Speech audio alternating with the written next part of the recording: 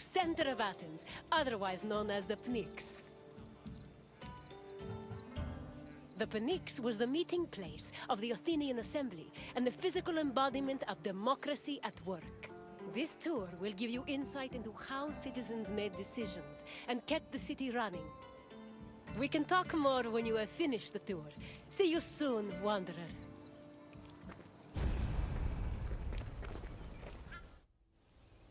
The Athenian assembly was known as the Ecclesia. It met at the Pnyx 40 times a year to discuss various civic matters, and each session usually lasted a few hours. The word Pnyx is believed to mean something close to packed together. This was probably a reference to the fact that during meetings of the Ecclesia, the location would be filled to its capacity, with citizens packed in practically shoulder to shoulder. All male citizens were allowed to directly participate in the democratic process. Those over 20 years old had the right to speak and vote, while those over 30 could be elected to the higher position of magistrate. In total, there were approximately 30,000 citizens in Athens in the classical period. To draft and adopt decrees, 6,000 of them had to attend the meeting.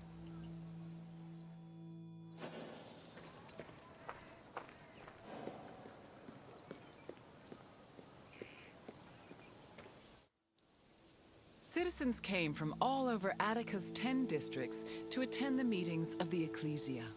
The meeting was presided over by an executive council called the Prytanes.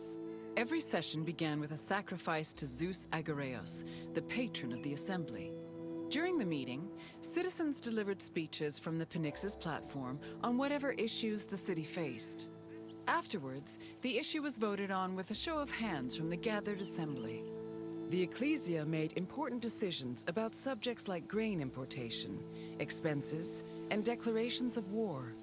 While they could not directly enact laws, they had a say in appointing Athens' legislators, which gave them a large role in shaping the city's daily operations.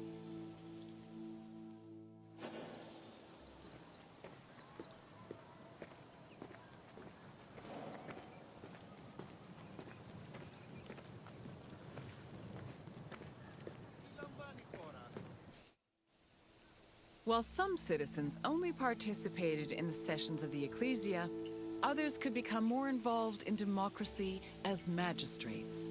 Magistrates were elected from among Athenian citizens over 30. They were often successful orators and charismatic politicians, and they held much more sway over important decisions than the average citizen. One of the most famous magistrates was Pericles, who was so popular, he held his position for 15 years.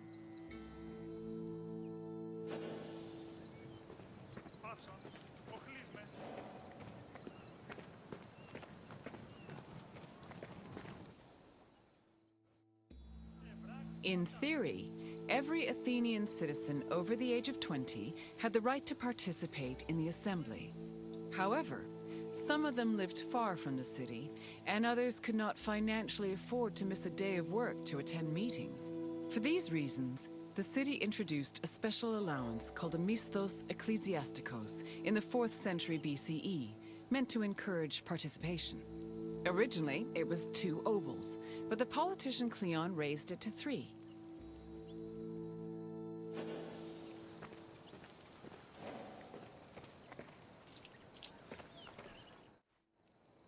Athens introduced several innovations that heavily influenced modern society, including theater, architecture, and philosophy.